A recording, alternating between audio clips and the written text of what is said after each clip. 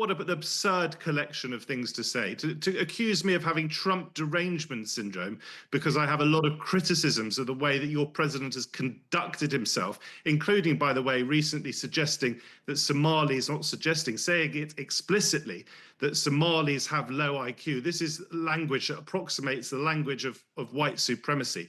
The president has defiled the office of the presidency, in my view. And guess what, Pastor? We, like you, live in a democracy, and we get to criticize your president. He's been highly critical of our prime minister, not just our prime minister, but our country and of our Royal Navy, describing our ships as toys. Truly disgraceful comments coming from our allies. So how dare you level those accusations at me? You pointed out that Ukraine is not part of NATO. Indeed, it isn't. And so far, Putin hasn't invaded a NATO country. Well, what I will say is when you have an American president, the leader of the country that is obviously the most powerful in NATO, describing that foundational alliance as a paper tiger, it makes it more, not less likely that Putin might try his hand. So I'm gobsmacked that you say what you say. And you say that Trump is elected by the American people. Indeed, of course he is. He's elected in your great democracy, but it was your great democracy that President Trump claimed had delivered the wrong result when he lost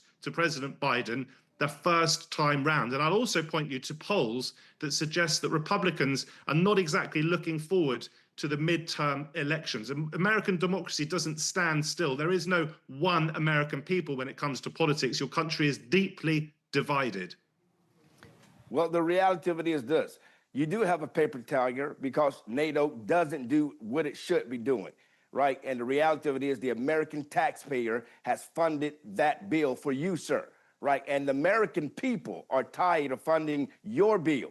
You step it up. You use your Navy. You use your troops at a high level. You spend your taxpayers' dollars more to support your community in Europe, because the reality of it is the American people are speaking for Donald Trump. Donald Trump, President Trump, is echoing the voice of the American people. So I know it may be hard for you to finally have a president that actually thinks for the American people first. That's what America First policy means. That's why Donald Trump won. Even though they tried to assassinate him 3 times, even though they tried to use the Department of Justice to destroy his name and end his possibility of becoming president or even running for president, God still hand protected him and allowed him to win. And many believe he won 3 times. Many believe in America that he won the time against what you call Joe Biden. But the reality of it is, this is a tax bill that the American people are tired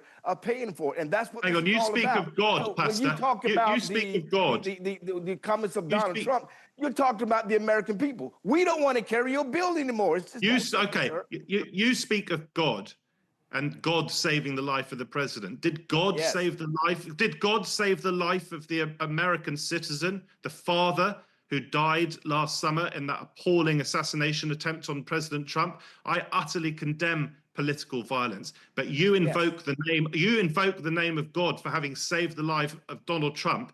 He didn't save the life of that American father who died at that rally.